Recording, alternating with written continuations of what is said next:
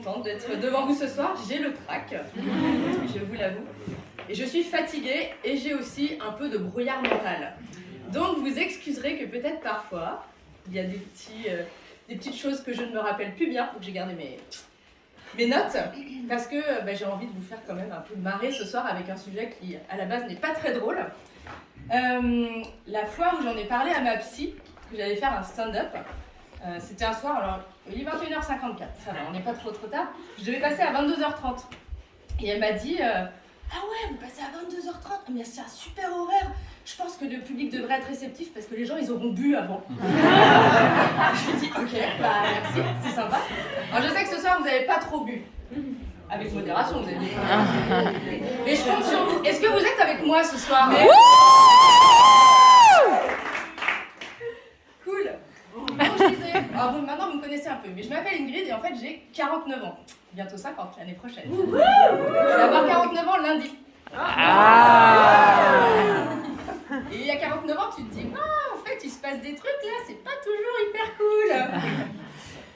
C'est un peu en fait un moment où tu te dis, tiens, j'ai l'impression de rentrer dans un multiverse, mais en fait, t'as ni Captain Marvel, ni Iron Man qui vont te ramener dans ton univers d'avant. C'est un peu la merde. Et donc tu te dis, mais c'est quoi en fait? Qu'est-ce qui se passe à ce moment-là? Et là, tu fais. Bonjour et bienvenue dans ce voyage vers le long and slow travel. Allez, c'est un peu vers l'enfer. Ouais, vraiment, c'est un voyage un peu de merde quand même. Hein.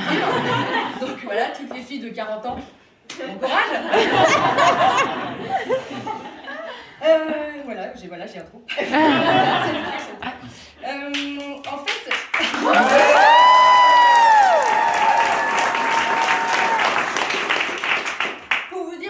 À ce moment-là, il y a tout qui part un peu de travers, tout qui se barre et tout qui tombe. Par exemple, un truc qui s'appelle la ptose.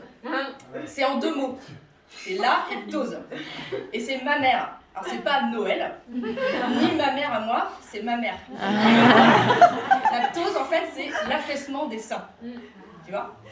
Moi, en fait, quand j'étais jeune,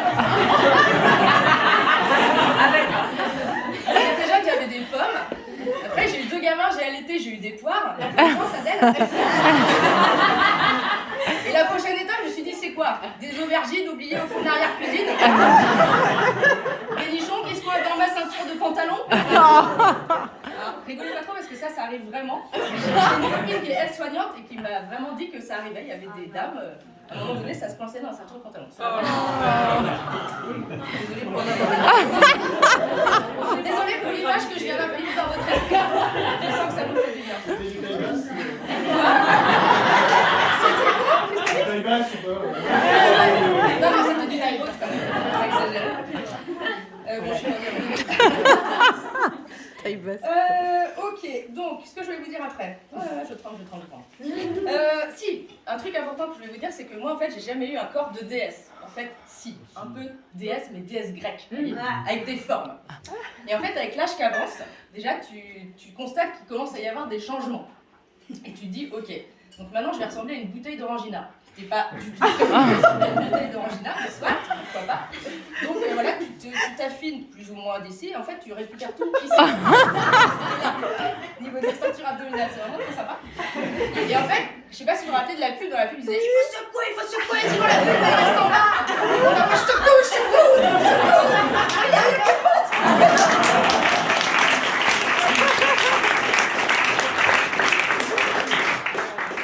Un autre truc super sympa avec la ménopause ou la périménopause, c'est que t'as ton cerveau qui se barre. Mais genre vraiment quoi. On appelle ça le... je l'ai dit au début, vous auriez dû retenir. Le brouillard mental. Yeah, le brouillard mental, exactement. C'est clair. C'est hyper relou. Alors il y a un autre truc, avant que je vous parle du brouillard mental, il y a un autre truc, c'est que je me cogne tout le temps. C'est un truc de fou. J'ai l'impression de ne plus appréhender l'espace comme il faut. Il paraît que c'est à cause de la chute hormonale. Notre cerveau, il a du mal à se concentrer. Donc il se concentre sur les trucs prioritaires. Genre l'autre fois je me suis pété la gueule dans mes escaliers, mais un truc, je me suis fait des bleus, mon acupuncteur il me dit ça va, tout se passe bien, oui, vous inquiétez pas, je me suis pas fait taper, je suis juste tombée. C'est juste un petit problème d'appréhension de l'espace et j'ai cru que la marche était là, elle était pas là. Bref, ça c'était une digression. Avec le brouillard mental en fait tu perds tes affaires, à peu près tout le temps, et parfois tu as vraiment l'impression que les gens ils te parlent. C'est hyper compréhensible et toi tu comprends que dalle. Et vraiment, t'es là. Et véridique, il m'est arrivé un truc un matin, je parlais avec mon époux dans la salle de bain et tout, et puis du coup je prends un spray comme ça, puis je fais pshhh. Oh putain, je me suis mis du déo dans les cheveux en fait. Donc lui, il me dit écoute, c'est pas grave, tu vas sentir bon des cheveux. Oui, ok. Et là je me suis dit putain, heureusement que j'ai pas mis de la laque sur les aisselles. Sinon, bon, je vais vous chanter une petite chanson pour ça. Femme de plus de 40 ans, tu y viendras, tu les auras. Les premiers signes, tu ne sauras pas. Une armoire normande, tu prendras.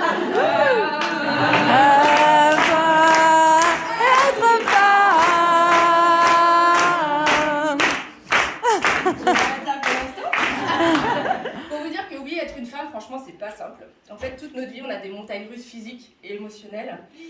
Les hormones, ça monte, ça descend, et parfois c'est bien cogné, c'est violent. À 50 ans, tu es obligé de revoir toute ton hygiène de vie. Tu dis, ah là là, faut que je me remette au sport, faut que j'arrête de boire de l'alcool, faut que je boive de l'eau, faut que je boive de l'eau, faut que je boive de l'eau. En fait, à un moment donné, c'est dragé de mais toute l'année. T'es obligé. Et puis je vous dis pas, j'ai chaud. Ah, vous aussi vous avez chaud aujourd'hui, mais moi j'ai chaud tout le temps.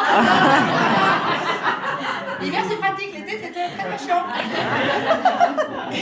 À propos de chaleur, il y a un truc, est-ce que vous connaissez le poppers? Attention à ceux qui vont dire oui.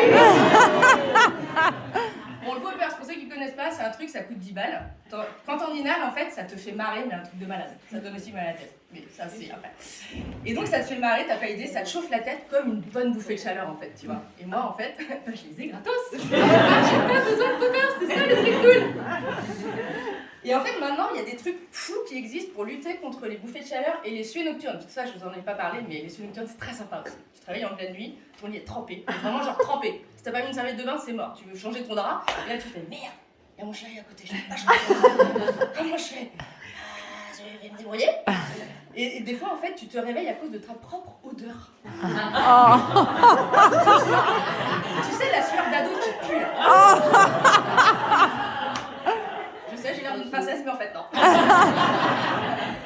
Une truie déguisée en fée.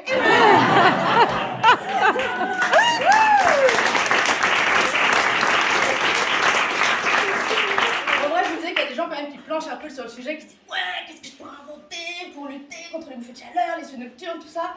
Alors moi, je me souviens des grands-mères qui disaient ouais, tu fais un bain de siège. Et je sais pas si vous avez vu, mais ici, dans la résidence, on a des bidets. Oui. Déjà, j'ai pas compris l'agencement de la salle de bain. Avec ce bidet qui est là, j'ai pris une photo pour vous dire, je me suis dit non, faut que je montre ça à mon entourage. Que fait ce bidet ici? Bref, il paraît que si tu te refroidis le popotin, ça refroidit à peu près ton organisme. Et donc, il y a des compresses qui existent maintenant, que tu mets au congèle. Après, tu te les glisses dans la culotte, alors pas directement parce que sinon t'as les. Enfin voilà, mauvaise idée. Mais tu les mets dans une sorte de culotte ou de serviette hygiénique en tissu, et apparemment ça te refroidit bien tout ça. Donc tu passes de volcan à iceberg. Et d'ailleurs, en parlant de ça, alors je pense que j'ai pas beaucoup de femmes de plus de 40 ans ici, mais justement en parlant de volcan qui passe en iceberg, si on parlait un peu de libido. Et ouais, parce qu'à 45-50 ans, en général, c'est le bazar. Et c'est pour ça qu'il y a pas mal de divorces. Bon, en vrai, il y a des moments, tu as une grosse chute de libido. Bon, la libido, vous savez, en fait, c'est l'élan de vie. Mais la libido, c'est aussi l'élan de sexe. Et donc, à ce moment-là, ce qui se passe, c'est que ta libido, elle est tellement basse, tu vois, qu'elle est aussi haute que les chances de retrouver Xavier Dupont de Ligonnès.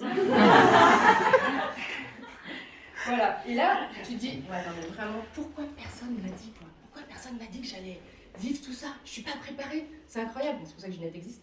Juste comme ça. En fait, t'arrives et tu te dis, attends, c'est cool, non mais dépression, ouais, super, idée noire, ouais, génial. Des moments ça va pas, enfin, c'est vraiment le gros bazar émotionnel. Et t'as un syndrome prémenstruel qui est hyper connu. Genre, je vous explique en ce moment à peu près ce que c'est pour moi. C'est 4 jours de syndrome prémenstruel, t'as envie de dégommer tout le monde. Tu me demandes ça va, j'ai envie de te dire ta gueule. Mais vraiment, c'est ça quoi. Ensuite, t'as à peu près 10 jours de règles. Sachant que déjà dans une vie, tu tapes 6 ans de règles. Ouais, là en ce moment, je suis à 10 jours de règles. Merveilleux, c'est merveilleux. Et là, tu te dis, non mais attends, à un moment donné, 10 jours, 4 jours, 14 jours, putain, il me reste 14 jours pour être bien à moi. Super, trop bien, c'est vraiment super.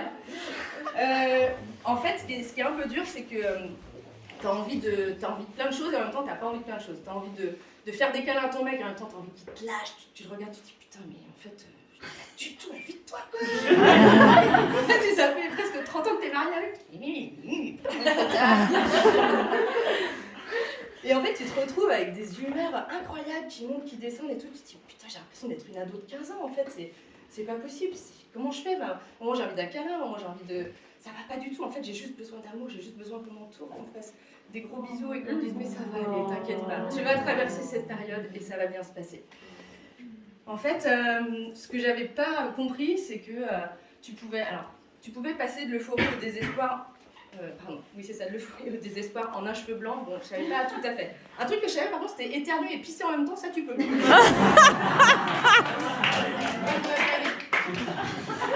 Tout ça pour vous dire que sur 40 symptômes que compte la périménopause, moi j'en compte 14. Et finalement, vous savez quoi ? Je vis avec et puis j'ai décidé d'en rire, de rester joyeuse, j'ai même hâte de poursuivre le voyage. Est-ce que vous avez envie de venir avec moi ?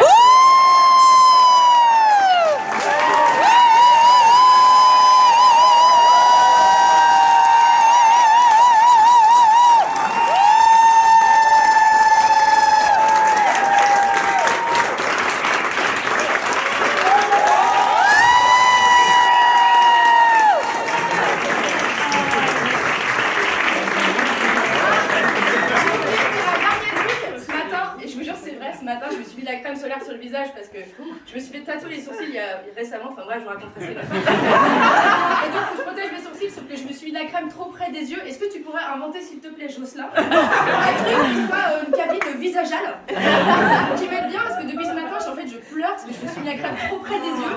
J'arrive pas d'y aller.